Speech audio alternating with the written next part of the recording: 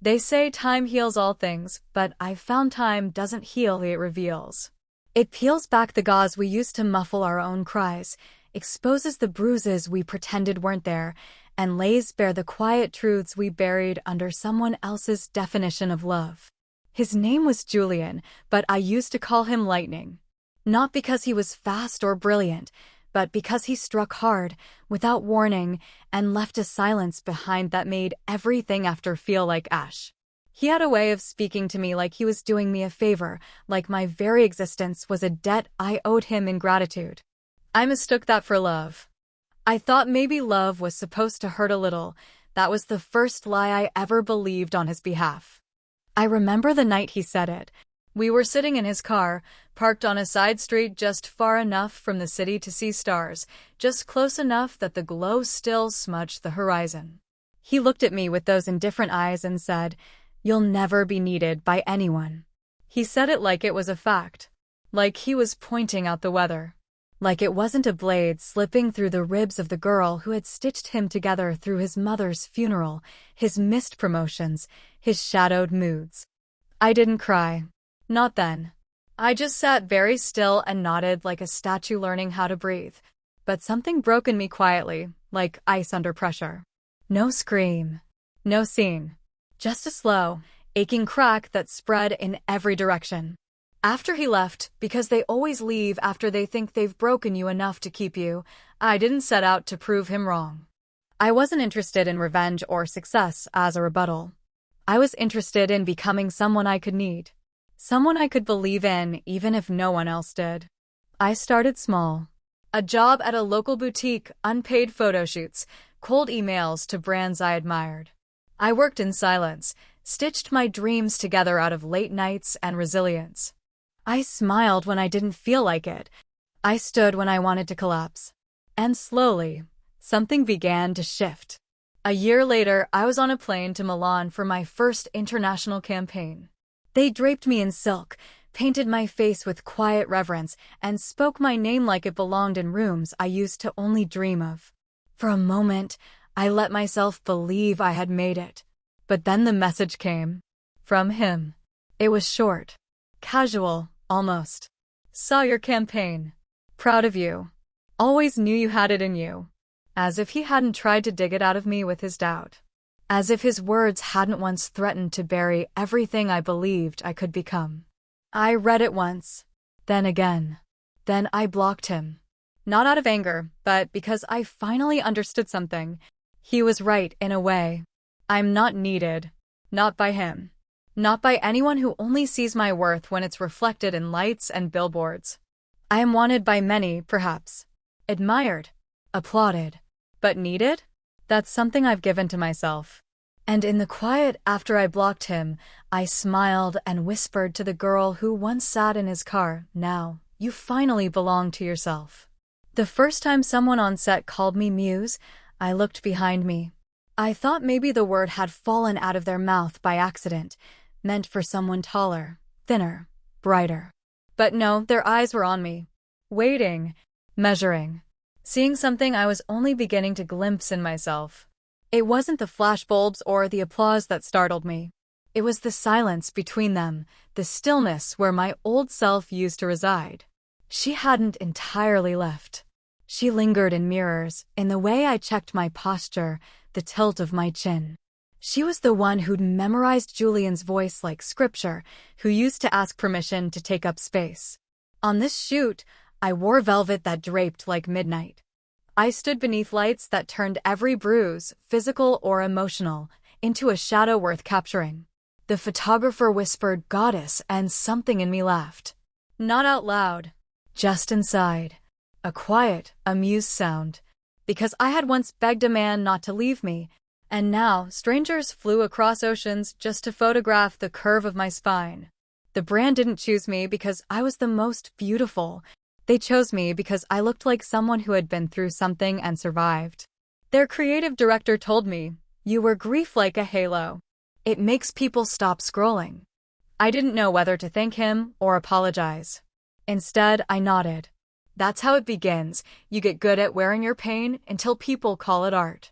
That night, in the hotel room overlooking the Duomo, I poured myself a glass of the welcome champagne. The bubbles made me think of every time I had tried to celebrate something small, a new follower, a callback, a signed contract, only to hear Julian's voice in my head, saying, "That's not real success." He always moved the goalposts. Each accomplishment was just a stepping stone toward an undefined finish line I'd never reach. According to him, I was always almost talented, almost beautiful, almost worthy. But here I was, toasting alone to something undeniably actual. I tapped the glass gently and said aloud to no one, to the girl who stayed when everyone else left. The next morning, my phone buzzed with interview requests. Journalists wanted to know about my rise. They asked about childhood, beauty routines, inspiration. No one asked about the nights I cried into thrift store pillows or ate cereal for dinner because modeling didn't yet pay. No one asked about the time I walked home in the rain because Julian had driven off mid-argument and left me at the gas station. That's the thing about success. It makes your scars look elegant in retrospect. It sanitizes the suffering, turns betrayal into a footnote. But I remember all of it. When I returned home, I didn't go back to the old apartment. I moved into a loft with floor-to-ceiling windows and no ghosts in the corners. There was a soft rug in the living room where I lay one evening and stared at the ceiling, wondering who I would have been if he had never spoken those words. "You'll never be needed." What an ugly prophecy. And yet, how lucky I was that he said it. Because if he hadn't, maybe I would have stayed, waiting to be needed instead of becoming whole. There's a particular ache that follows you when you've loved someone who wanted you small. Not hurt, no, they'd never admit to that. Just quiet. Just uncertain. Just enough unsure of yourself that their shadow felt like shelter. Julian never hit me. That would have made the leaving simpler, more justifiable to others. But what he did was quieter, 1,000 paper cuts that bled in silence. Comments like, "That dress is a little much, don't you think?" Or, "You always need people to look at you, huh?" Small things said with a smirk, a kiss on the forehead, afterward like balm on a wound he'd made himself. In the beginning, I called it love. Now I call it control, dressed up as concern. After I blocked his message, I expected silence. But silence has layers. It started as peace, a room where his voice didn't echo anymore. But then, another silence crept in, one that asked, "What now?" When you've spent years living in reaction to someone else, autonomy can feel like an empty stage. All eyes on you, but no script. No lines. Just a spotlight and the quiet weight of freedom. I filled the days with work. Interviews. Shoots. Brand strategy meetings where I finally spoke with confidence, offering not just a face, but ideas. The creative team started including me in concept meetings. I wasn't just a model anymore. I was a muse and a mind. One morning, I arrived on set to find my image blown up on a towering screen, part of a pre-launch showcase for the new campaign. I saw myself as they saw me, powerful, poised, untouchable. But all I could think about was that time Julian told me I looked desperate when I laughed too hard at a dinner party. I almost didn't smile for the next 6 months. He had trained me so well to measure every emotion against his reaction. But now I let myself laugh loudly on set. I leaned into joy like it was mine, because it was. No one flinched. No one shrank me. In fact, one of the lighting techs whispered, "Your laugh's contagious." I held onto that like a charm. The real shift happened the night I saw Julian again. Not in person, no. I saw him in a tagged photo on someone else's social feed. Sitting in the corner of some dimly lit bar, a drink in hand, eyes unfocused. The caption read, "Old flames and bad ideas." I didn't feel triumph. I didn't feel pity either. I felt distance. And distance, I've learned, is its own kind of mercy. Because in that moment, I realized I no longer needed an apology. I no longer needed him to see me on billboards or magazine covers and regret everything he said. His recognition, his absence of it, had no bearing on my value. I'd once handed him the keys to my worth and waited at the door like a beggar. Now I had the whole house. And I'd changed all the locks. That night, I made tea in silence. No music, no phone, just me and the sound of the water boiling, a lullaby of independence. I took a photo. Just a hand on a mug, steam curling in soft spirals.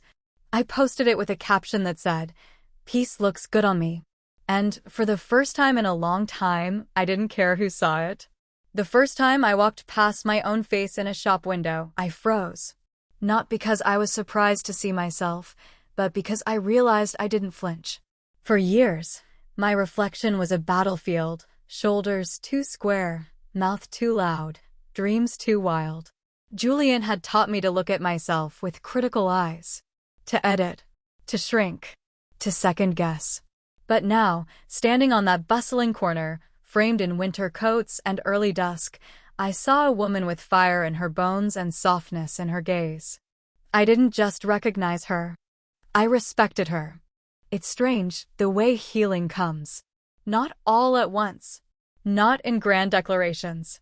But in the smallest moments, when you answer the phone without bracing for disappointment, when you wear lipstick without wondering if someone will call you too much, when you say no without apology. That's how I knew I was different. Not healed completely. I don't think that's real. Some wounds don't close, they just stop bleeding. But I was no longer haunted by the girl who had once made herself smaller in the hope someone would finally say, "Now you're enough." I started keeping a journal again, something I hadn't done since he read mine without permission and used my words as ammunition in an argument. This time, I wrote not for memory but for anchoring. For clarity. One entry read, "Today I turned down a campaign because they wanted sexy, not strong. And I said I'm both. Take it or leave it." They left it. I didn't mind. Power isn't always loud. Sometimes it's just not chasing what doesn't honor you.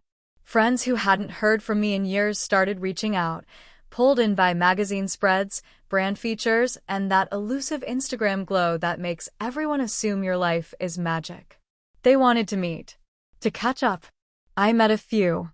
Some were genuine, curious, warm. Others came with too many questions and not enough listening. How did you do it?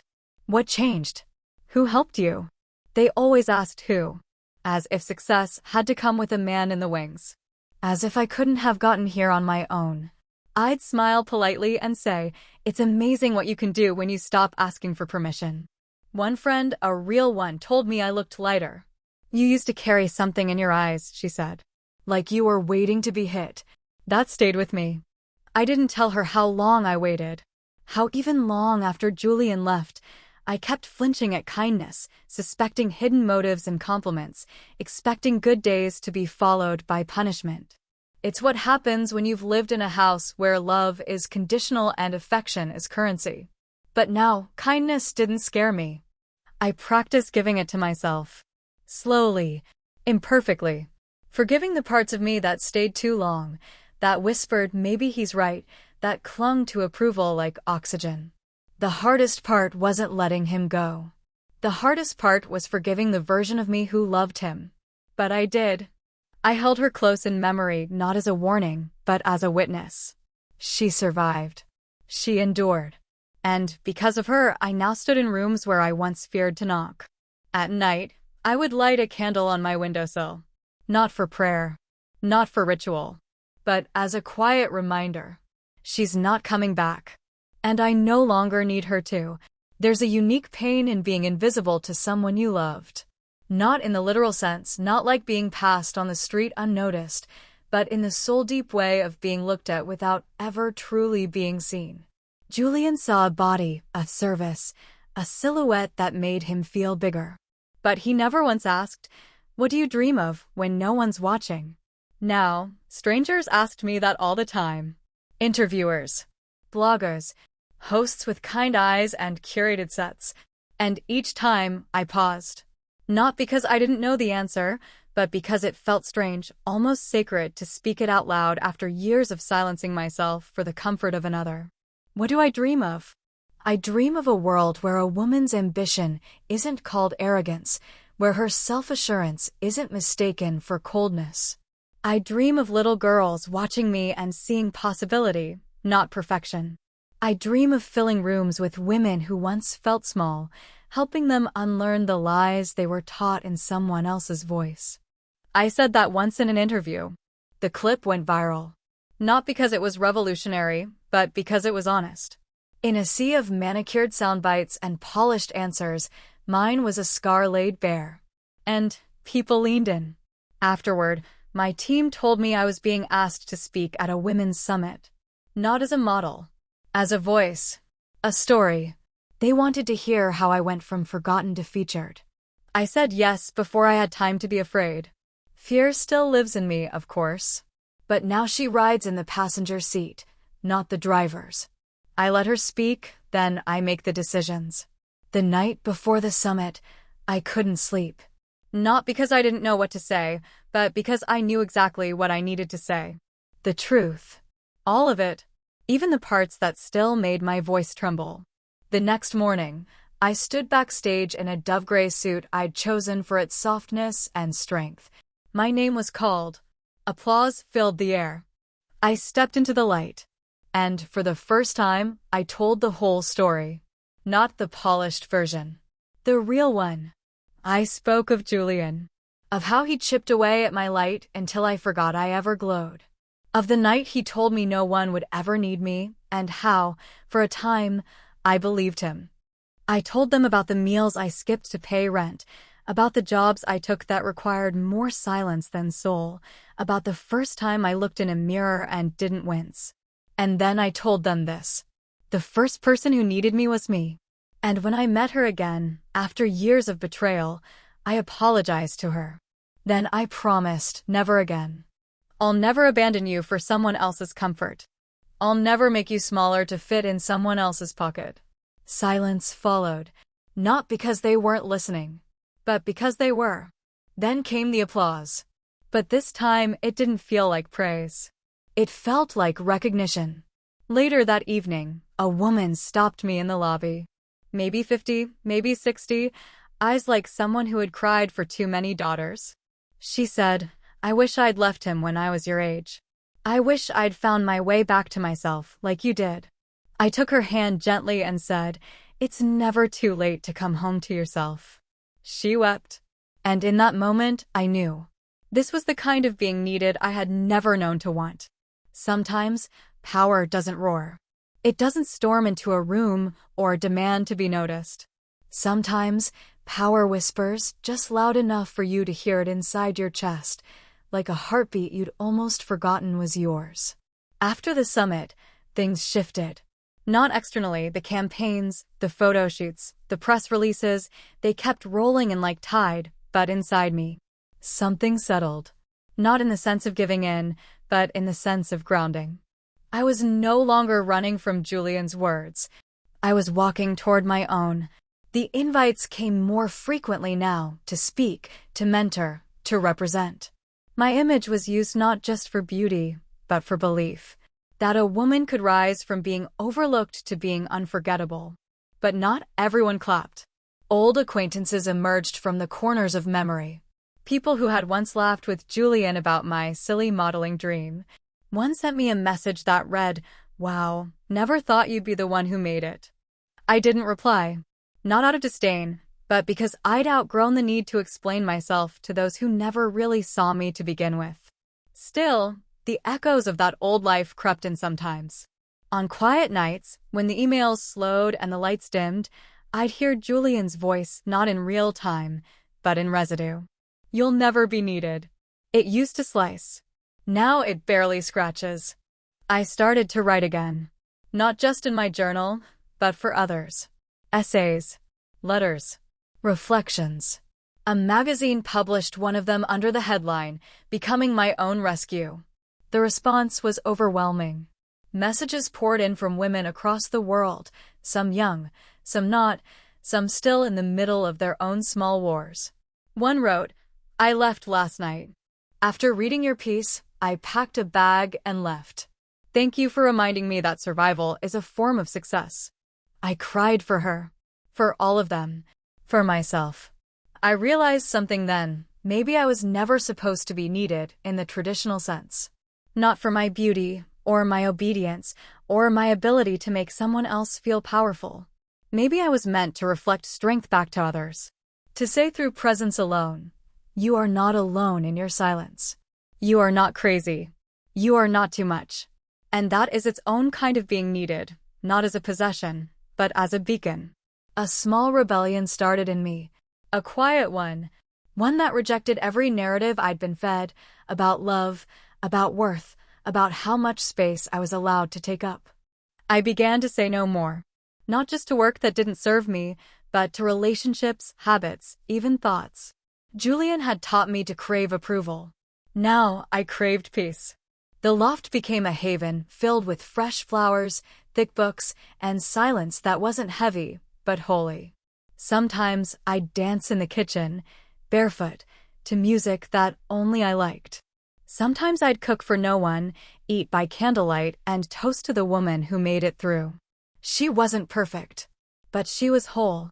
And every time I passed my own reflection, I no longer wondered who she was. I knew. There are exits we make quietly, the ones we slip through, hoping no one notices. And then there are the doors we close with intention, the kind that echo down corridors long after we've walked away. Julian had been my silent exit. I left with a block and a whispered goodbye to myself. But the next door I closed would require more than that. It would require standing tall in the same room where I once bent to fit. My parents invited me to a dinner. Just a casual thing, my mother said over the phone, her voice lighter than usual, like she was pretending our last conversation hadn't ended in strained silence. We hadn't spoken much since I'd started appearing in magazines on morning shows. Suddenly, they remembered I existed. Suddenly, they were proud. I saw your billboard near the theater, my father had texted weeks before. No apology for dismissing my dreams years earlier. Just a flat observation, like he was commenting on the weather. Still, I went. Not to please them, but for me, for the version of me who used to beg them to come to school plays, only to hear, "We're too busy, sweetheart. Maybe next time." I arrived in a simple black dress, understated, elegant, completely me. The restaurant was one of those high-ceiling places where chandeliers whispered luxury and every waiter seemed to float. They were already seated when I arrived, a bottle of wine half open, smile stretched just a little too wide. "There she is," my father exclaimed, standing to greet me like we were characters in a play, like he hadn't once told me I was wasting my life on fantasy. We exchanged pleasantries.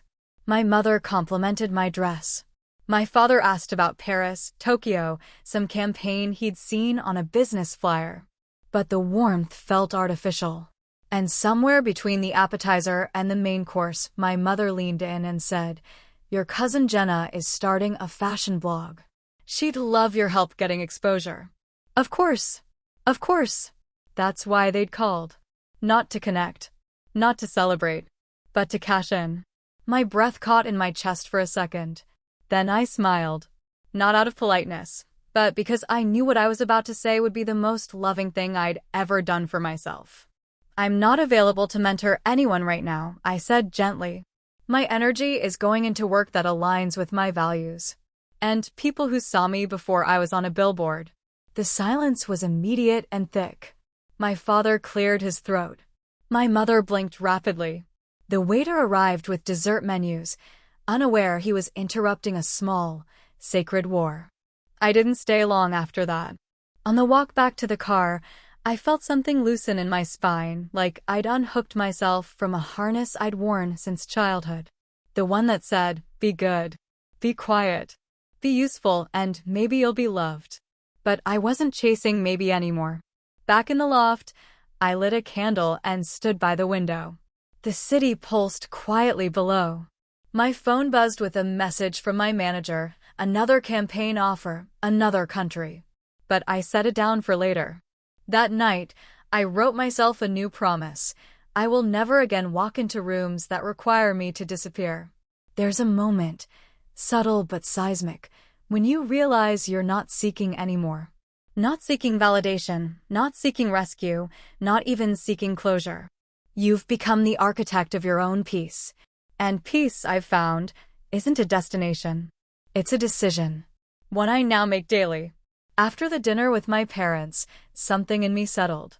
Not out of defeat, but in acceptance. Some people will never understand who you are because doing so would require them to admit who they weren't when you needed them most. I stopped expecting understanding. Instead, I built my own out of books and long walks, out of late-night talks with women who had learned the same hard lessons in different dialects. My circle was small but sacred. A photographer named Lila who had left an abusive marriage, a stylist named Ren who'd once been told she was too masculine for fashion, and a writer named Noor who refused to edit her accent to sound more American. We called ourselves the thread. Because that's what we were, the invisible stitch running through each other's healing. We met every Thursday. No selfies. No hashtags. Just stories, food, and the kind of laughter that rebuilds the soul one echo at a time. One night, Lila asked me, "Do you think you'll ever love again?" It wasn't cruel or curious, just real. I didn't answer right away. I sipped my tea, watched the steam rise like a spirit being freed. I think, I said finally, that I'm already doing that. I'm just starting with myself this time. Because love, the kind that lasts, doesn't start with fireworks. It starts in the quiet. In the way you forgive your reflection. In the way you make your bed like a prayer. In the way you no longer negotiate your worth to stay in someone's arms. Julian used to say, "You're too much sometimes. Too intense. Too emotional. Too serious." But the thread? They never flinched. They held my truths like heirlooms. I remember one evening I confessed how I used to rehearse my sentences before speaking around him, worried I'd say something wrong, something that would invite that cold, clipped tone he used like a scalpel. Noor just nodded and said, "That wasn't a relationship. That was survival." I breathed easier after that. And then, one morning, something unexpected happened. A letter arrived. Handwritten. No return address. Just my name, spelled correctly, which ruled out half the people from my past. Inside, 1 page, cream-colored paper, 3 sentences. "I saw your TED Talk. I was wrong about everything. You deserved the world." No name. But I didn't need one. I recognized the guilt in the curve of the G. It was Julian. I didn't feel rage. Or triumph. Or even satisfaction. I felt nothing. And in that nothing, I discovered everything. Because when you no longer crave an apology, when you no longer need them to say sorry to feel whole, that's freedom. I folded the letter once, slid it into a drawer I rarely opened. Then I went to the window, opened it wide, and let the wind kiss my face. The world hadn't changed, but I had. And for the first time in a long time, I whispered into the open air, "I am already enough." You don't notice the weight until it's gone. I used to carry myself like a question, always asking, is this too much? Am I too loud, too proud, too visible? Julian's version of love taught me to fold my edges, to smooth my voice, to become digestible. Not a woman, but a silhouette, soft, compliant, agreeable. Now I move like a statement. Not one shouted, but one steady and unwavering. The kind that doesn't beg to be heard, because it already is. The brand that made me their face last year extended a new offer, creative consultant. They wanted my vision, not just my image. I sat in a room full of executives, mostly men, mostly older, as I outlined a campaign that centered real women. Not the filtered kind. Not the surgically sculpted. But the ones with laugh lines, stretch marks, stories etched into their skin. One of them raised an eyebrow. But will it sell? I met his gaze without blinking. Truth always does. Eventually. He nodded. That was the beginning of something new. Behind the cameras and campaigns, I was quietly building something of my own. A project called The Silent Thread. A platform for women who'd once been silenced. Emotionally, financially, spiritually. We were collecting stories. No edits. No polish. Just truth. Messy, beautiful, raw. I didn't need it to go viral. I needed it to exist. Because I remembered what it felt like to Google, how do you know if it's emotional abuse? I remembered the shame of typing it into a private browser, of deleting my search history like it was a crime. Now, I wanted other women to find something different when they searched. Not answers, those come in time. But companionship. Witnessing. The sacred, simple truth, you are not alone. In the quiet of one evening, I got a message through the site from someone anonymous. Your story saved me. I left. I'm scared, but I'm free. I read it twice. Then I lit a candle, not for mourning, but for marking. Another woman had cut the thread that was strangling her. Another woman had chosen herself. That night, I dreamed of wings. Not the delicate kind, but wide, weathered ones. Wings that had known storms. That had almost broken under the weight of someone else's need. But had healed, scar by scar. I woke with tears on my pillow. Not from sadness. From recognition. Because for the first time, I saw myself not as the girl he tried to break. Not even as the woman who walked away. But as something else entirely. A lighthouse. A landmark. A legacy. I had spent so long trying not to be a burden. Now I knew I was never a burden. I was a beacon. And my light wasn't for him. It was for every woman still navigating the dark. There's a peculiar kind of exhaustion that comes not from doing too much, but from being too little in the eyes of others. Shrinking, dimming, adjusting. I had mastered the art of invisibility long before I ever stepped in front of a camera. Not anymore. Now I choose which rooms I enter. And more importantly, which ones I don't. A few months after the campaign launched, I was invited to an alumni event at my old university. The one where Julian and I met. The one where I first learned that brilliance, when wrapped in charm, could masquerade as love. He'd been the golden boy on campus, quick-witted, magnetic, adored. I was just beginning, still trying to believe that maybe my voice mattered. They were honoring distinguished alumni. A title I used to associate with doctors, scholars, founders of tech startups. Not women like me. Not women who once wept in bathrooms trying to make their bodies disappear into clothes 2 sizes too small, hoping approval might finally fit. I almost didn't go. But then I remembered the girl I used to be sitting in the back row, taking notes, trying not to be noticed, but secretly hoping someone would see her. I went for her. The auditorium hadn't changed. The same soft blue seats, the same smell of varnish and old ambition. But when I stepped onto the stage, applause rippled through the room.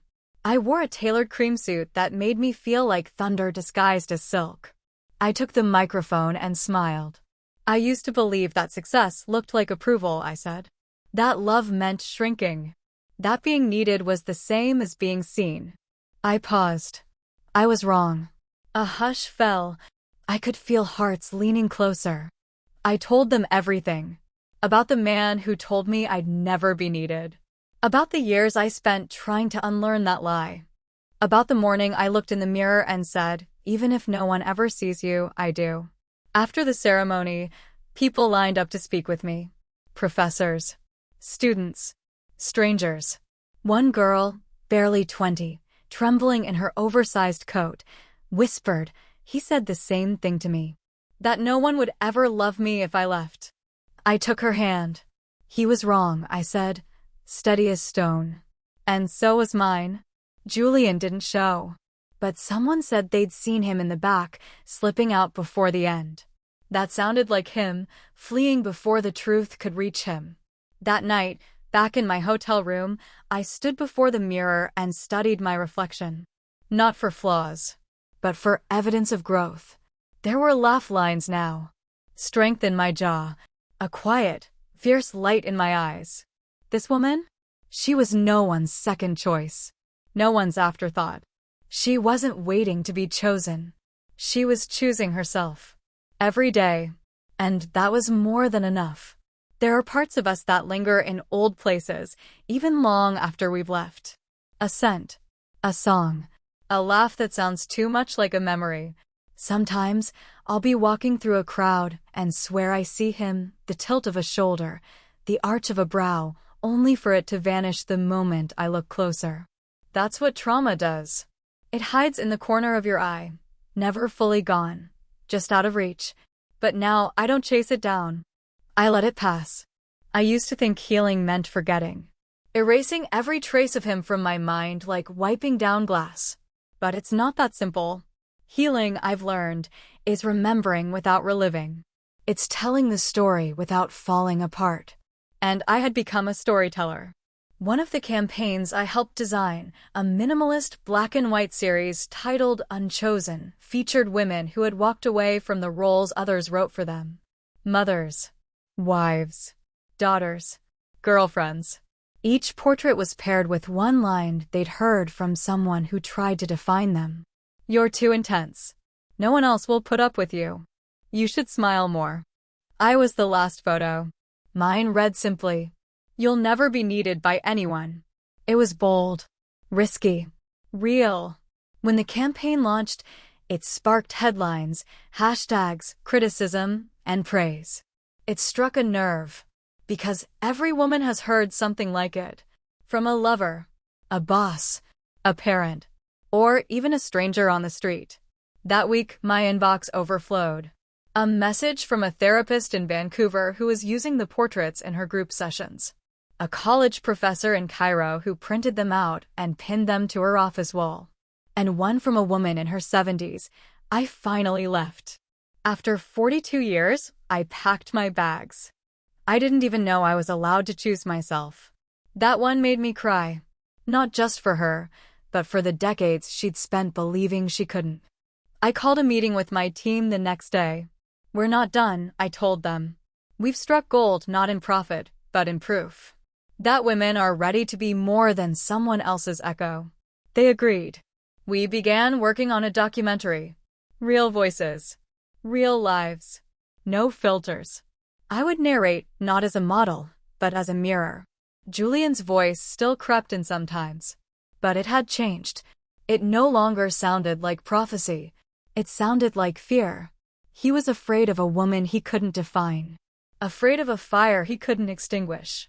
Afraid of someone who no longer needed to be chosen because she had chosen herself. And in that realization, I felt something close to grace. Not for him. For me. Because surviving someone who wanted to dim you is one thing. But thriving? That's the real rebellion. Scars are strange things. They don't ache like wounds. They don't demand attention.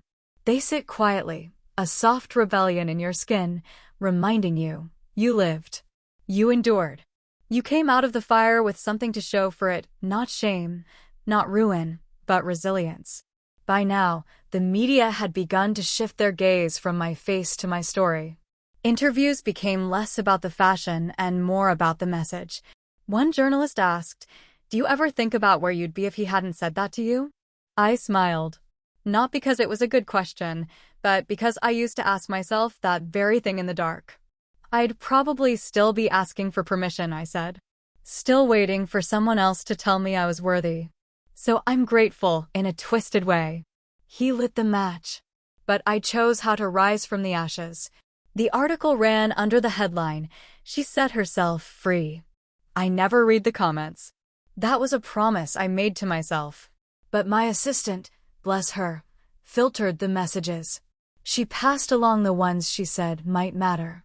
One caught me off guard. It was from Julian's mother. I almost didn't read it. But curiosity, or maybe closure, won. "Dear Olivia, I watched your talk. I recognized so many of your words. I'm sorry. For what it's worth, I believed you long before you ever knew you needed to be believed. I hope you never shrink again. And I hope he learns to live with what he lost." It wasn't an apology for him, but it felt like one for me. And strangely, that was enough. Because the thing about healing is this: it doesn't come all at once. It comes in fragments. In letters. In laughter. In the way you stop looking over your shoulder. I didn't reply. Not because I was ungrateful, but because the conversation had ended long ago. This was just an echo. And echoes, as we know, fade. I spent that weekend upstate, in a cabin I'd bought under my own name. No one knew I owned it. No photographers. No fans. No ghosts. Just trees, silence, and the steady rhythm of my own breathing. I brought with me a journal, a record player, and a single bottle of red wine. And I wrote a letter. Not to Julian. Not to my past. But to the version of me who stayed. The one who held on. Who rationalized. Who loved beyond reason. I wrote, "You were trying to survive. That doesn't make you foolish. That makes you human. But now we're done surviving. We're living. Loudly. Softly. Honestly. And you can rest now. I've got us from here." Then I burned the page in the fireplace. Not as a goodbye, but as a beginning. The first time I returned to the city where it all started, where he whispered those words like truth carved from stone, I didn't flinch. I walked those streets as a different woman. Not to reclaim them. Not to confront the past. But simply to be in them without shrinking. I had a speaking engagement at a women's leadership event held at a grand old theater downtown. The kind of place that used to feel too golden for someone like me. That night, I wore ivory. A wide-leg suit, sharp at the shoulders, soft at the collarbone. Power tailored into every scene. I stepped onto the stage to the sound of applause, but I wasn't there to be adored. I was there to connect. My story isn't extraordinary because of the pain I began. It's extraordinary because of the return, because I came back to myself without apology. The room held its breath. I don't stand here because I was saved. I wasn't. I saved myself. One silent choice at a time. When I left the stage, women waited. To hug. To cry. To say thank you. They pressed notes into my palm, names of daughters, sisters, friends who needed someone to remind them they were not broken, just buried. And among them I saw her. Tessa, Julian's ex before me. She looked older, softer, her hair streaked with silver and courage. We hadn't spoken since college. She came forward slowly, a hesitant smile on her lips. "I always wondered if I imagined it," she said quietly. What he did. How he spoke. How small I felt. "You didn't," I replied, voice steady. "You were not crazy. You were just caught." She nodded, eyes glassy. "And you?" "You made it out." "We both did," I said. "Just in different ways. We didn't exchange numbers. We didn't take selfies or promise to meet again. We just stood there, two survivors, no longer surviving." That night, I didn't sleep. Not because I was haunted, but because I was finally free of needing to be. I journaled until dawn. Not about him, he was barely a footnote now. But about legacy. About how sometimes your greatest triumph isn't what you build, but who you become after the dust settles. At sunrise, I stood barefoot on the hotel balcony, coffee in hand, watching the light bathe the city in gold. Once, I would have wondered if he could see me now. Now, I hoped he never did. Because this joy, this peace, was no longer a performance. It was mine. There's a gallery I visit when I need to remember. It doesn't exist on maps. It isn't open to the public. It lives in my mind, a curated collection of moments I almost didn't survive, framed not in gold, but in grit. The night I cried in a grocery store parking lot after Julian told me, "You exhaust people." The morning I went to a casting with mascara still stained beneath my eyes because I couldn't afford to reschedule. The voicemail from a friend saying I was too focused, like ambition was a flaw to be corrected. I used to walk past those memories, pretending not to see them. Now I pause. I read the plaque beneath each one. Title: Persistence, 3 a.m. Medium: Fear, Coffee, Silence. Artist: the woman who chose herself. That mental museum kept me grounded during the whirlwind. Because fame is strange, it makes people think they know you. They project onto you their hopes, their envy, their doubts. They either crown you or cut you. And they do it loudly. But I had learned the art of staying rooted. So when a tabloid ran a headline implying I had won the breakup, I laughed. Not because it wasn't true in some ways, but because it missed the point entirely. This wasn't about him. It never really was. He was just the first storm I chose to walk through. The first voice I had to unlearn. The first map I had to throw away in order to find a new path. And along that path, I'd met so many others. There was Aria, the young model who confided in me backstage. "I was told I'm too ethnic to be a lead face," she whispered. I held her hands, looked her dead in the eyes. "They're not rejecting you. They're afraid of what you represent. Power they can't mold. Let that be your fuel." And May, the assistant who once apologized for speaking up in a meeting, I made sure she never had to apologize again. She now runs her own department. Every time I saw them rise, I felt something ancient and sacred awaken in me. Like I was undoing the lineage of silence passed down through too many generations. The kind that told women, "Don't make a fuss. Don't speak too loud. Don't outshine." I no longer dimmed. I no longer whispered when I had something to say. At the launch of the Silent Thread's first published anthology, a collection of stories from women who'd chosen themselves, I stood in front of a crowd holding that book like it was holy. And in many ways, it was. Inside were heartbreaks turned into hymns. Wounds turned into wisdom. Words that once trembled now printed in bold. I closed my speech that night with one sentence. This book is not about revenge. It's about return to the selves we were before the world tried to teach us shame. They rose to their feet. But the applause wasn't for me. It was for every woman who had ever walked away and lived. A magazine once asked me for a childhood photo to accompany a profile piece.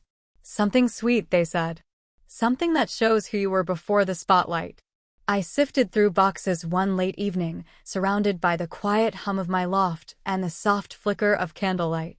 Most of the photos were bent at the corners, faded in a way that made even the happiest ones feel a little distant, like memories I'd borrowed rather than owned. And then I found it. I must have been 7. Hair wild, smile wide. I was wearing a red dress that clashed terribly with my socks, twirling in the middle of the living room while everyone else looked away, distracted, disinterested, already too busy with more important things.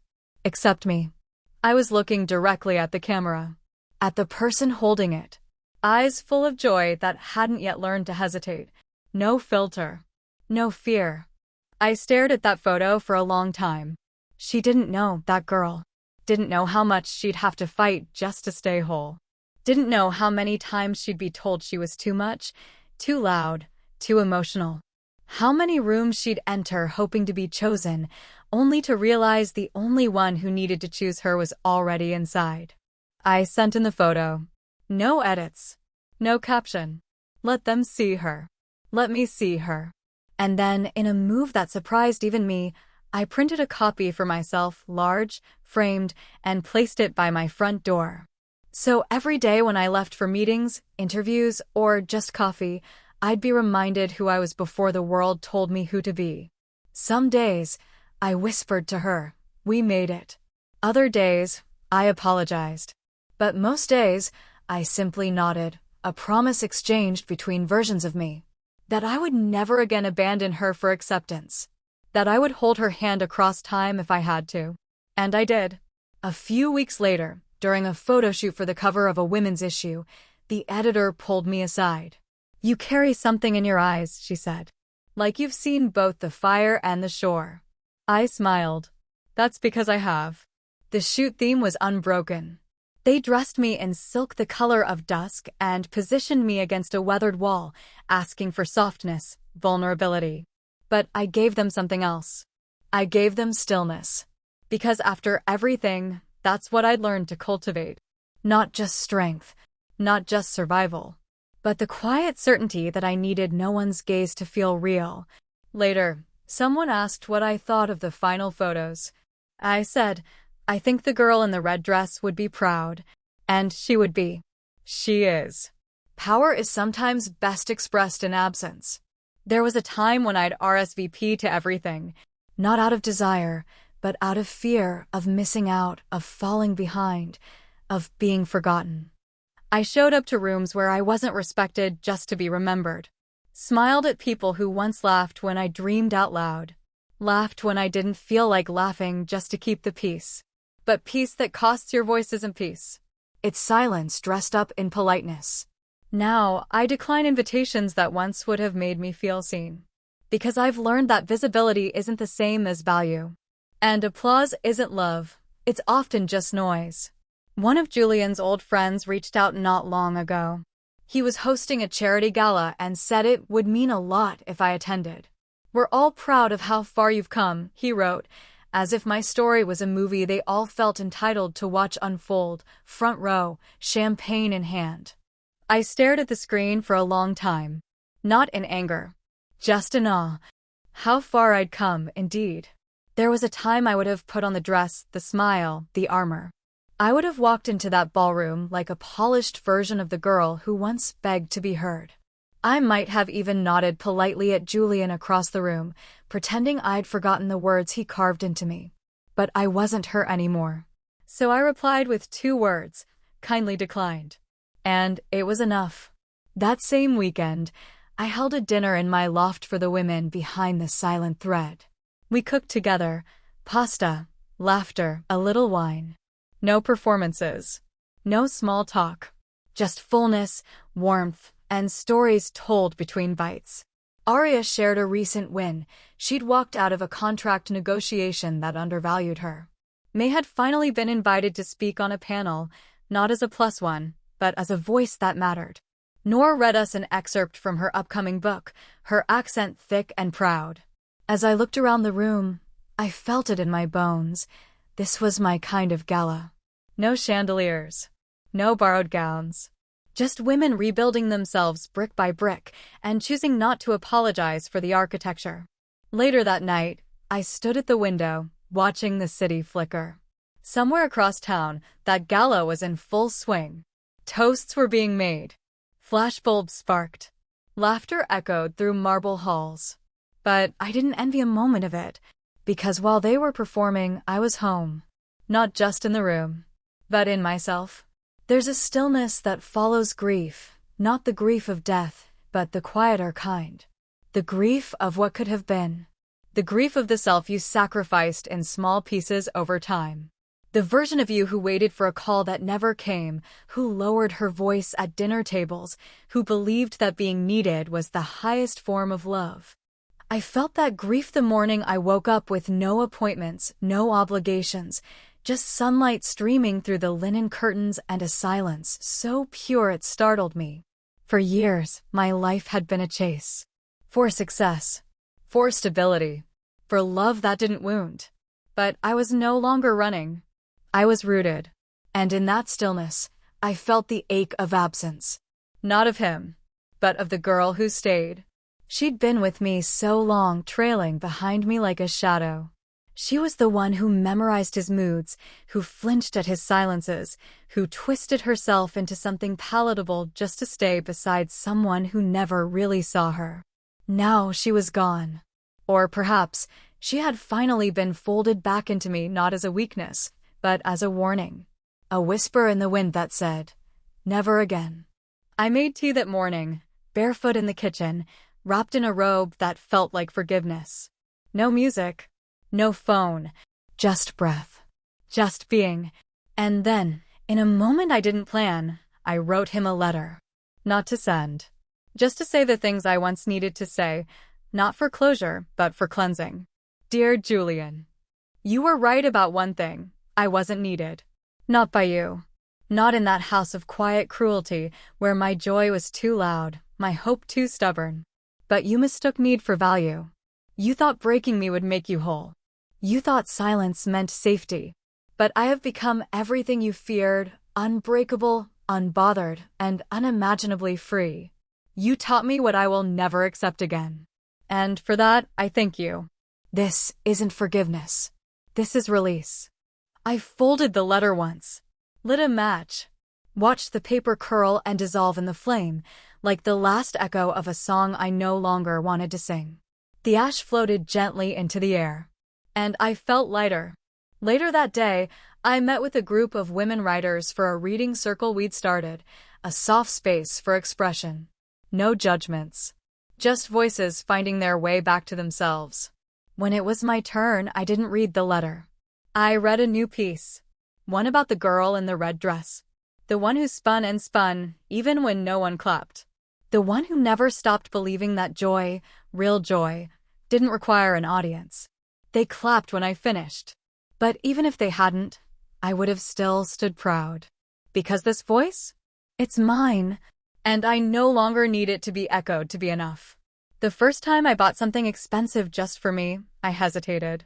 Not because I couldn't afford it, I could easily. But because I had been taught, by Julian and others like him, that pleasure must be justified. That luxury, when not shared, was selfish. That women should only indulge in proportion to how much they've given. But I'd given more than most. So when I stepped into that gallery downtown and saw the painting, deep crimson strokes over muted blue, bold, chaotic, free, I felt something in my chest shift. It didn't soothe.